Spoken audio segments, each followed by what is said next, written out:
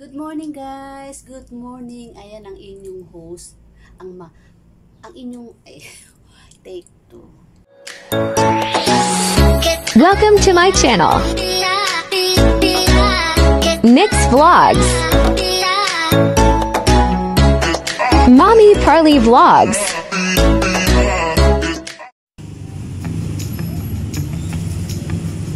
Namiss ko yung pandesal dito sa San Antonio te.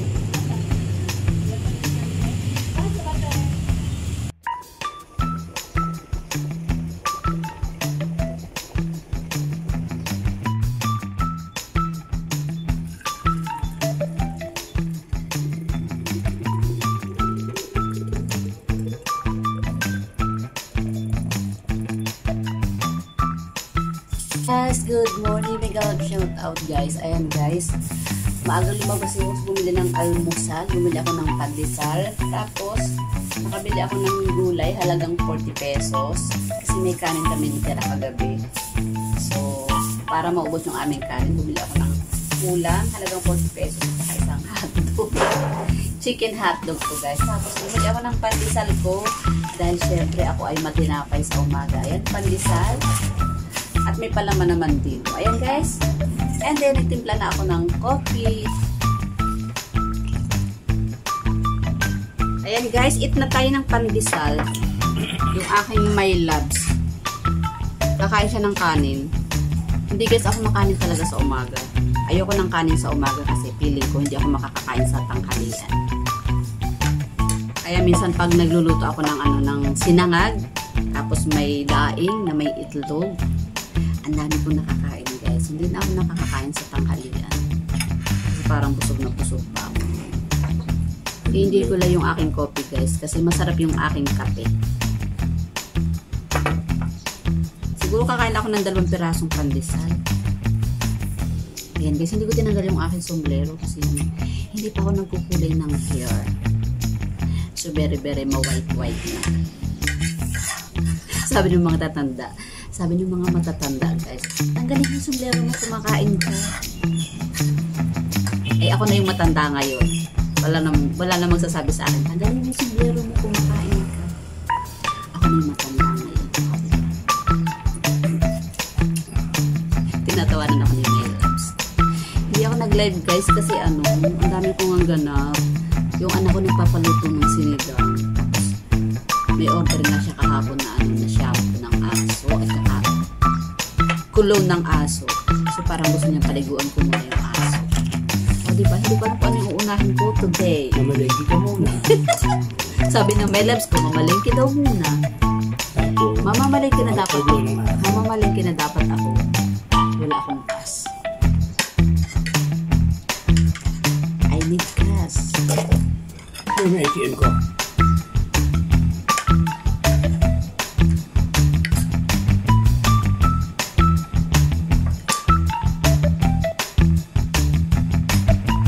Guys, yung ibang palaman na nauumin ako sa ibang palaman. Bumibili ako ng palaman na Star Margarine. Ayan, wait lang. Kakain na tayo ng pandesal kasi humahaba na yung video ko. Wala pa ako yung kakain ng pandesal.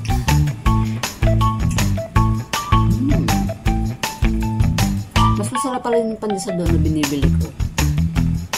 Yung malunggay. Hindi masarap yan. Hindi masarap. Binibili ko? Gusto ko yan kasi parang madumi yun.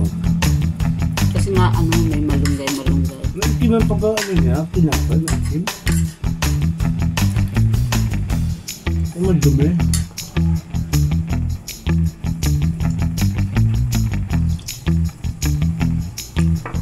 Masarap ng kape.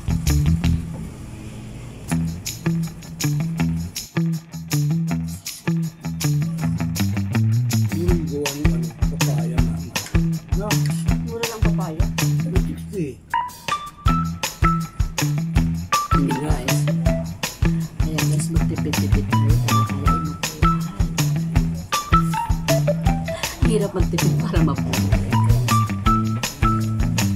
Isasawsaw ko yung aking kape sa Isasaway sa kape. Hindi ko isasawsaw yung kape sa tinapay.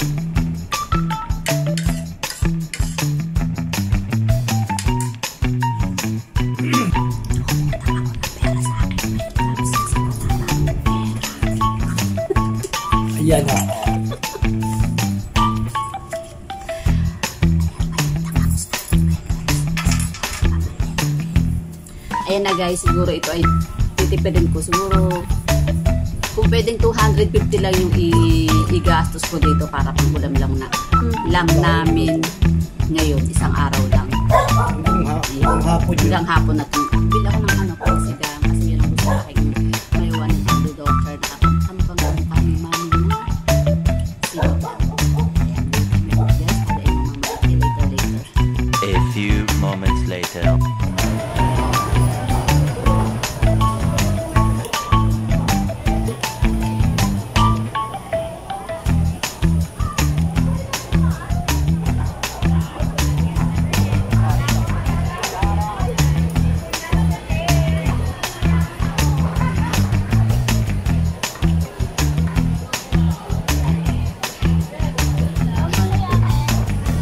Good morning, Ate! Kumusta ang mga kababuyan? Ate, mahal bang ating kababuyan? Wait lang guys, naghahanap ako ng magandang pangsigang. So yung budget ko naman ay maliit lang. Kaya ano, siguro konting baboy lang, tapos kasama na lang natin ang gulay. Ate, ilan mo ako magkano? Guys, yung baboy ko 114. O kasi na yun sa amin. Tatlo lang naman kami, o diba? Daanin na lang guys ako. Ate, kumusta ang gulay? Oh my goodness guys, mahal pa rin daw. Yung budget ko sa sinigang guys, kasi yung sabi ko diba, ang sabi ko ay 250 lang yung aking pangsigang. Ate, magsisinigang ako. Maraming ingredients. Ay naku, ate, ayoko nga na maraming ingredients kasi ano, sinigang niya. Hindi. Gusto ko lang ay ano, gusto lang ng asawa ko ay may maliit na labanos. Kasi yun lang ang gusto niya sa sinigang. Wait lang guys, hahanap tayo ng medyo magandang labanos ni ate. Wait lang. Sarap ang labanos? Bakit ang ano ng labanos mo, te? Yung aking tagalo sa sinigang, hahati-hatiin ko, magkaroon lang ng gulay yung aking sinigang. Kasi, diba, alam naman natin na lang gulay. Tama na yung tigig-isang tali. Kaya kailangan talaga tigig-isang ano lang. Kasi, minsan hindi naman nakakain yung gulay sa sinigang. Minsan natatapon lang yung gulay sa sinigang. Bibili ako ng dalawang kamatis.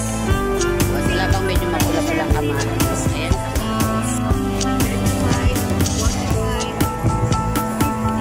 Oh my goodness, mas mahal pa yata yung aking gulay sa baboy. Saka 37, 87. Lahat ay natin. Oh my goodness.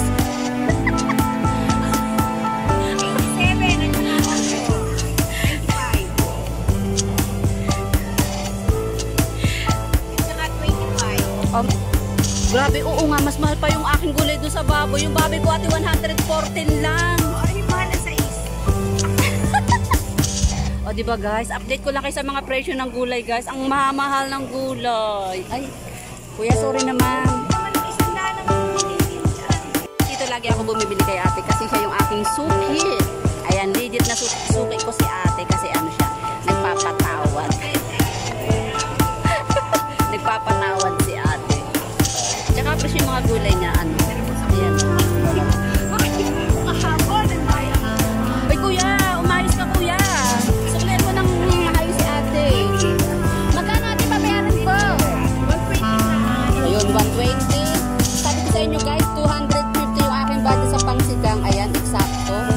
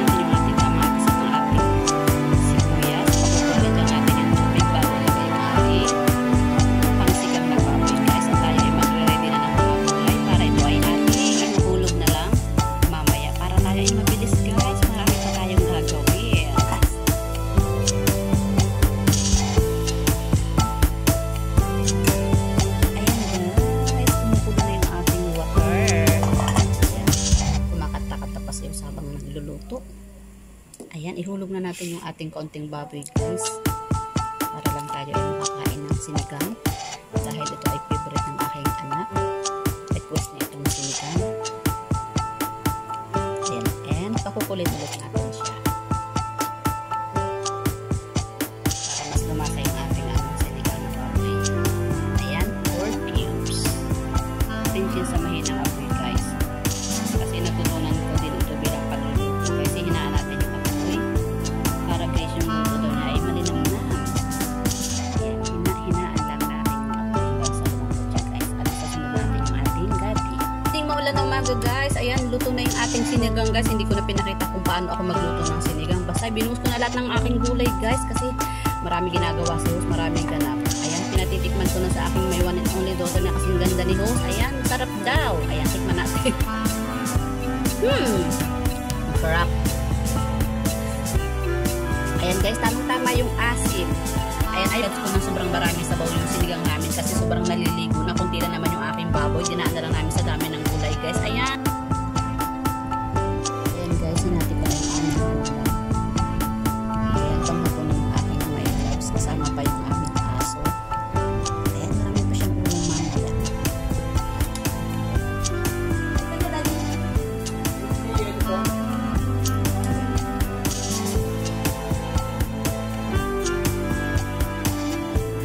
A few moments later.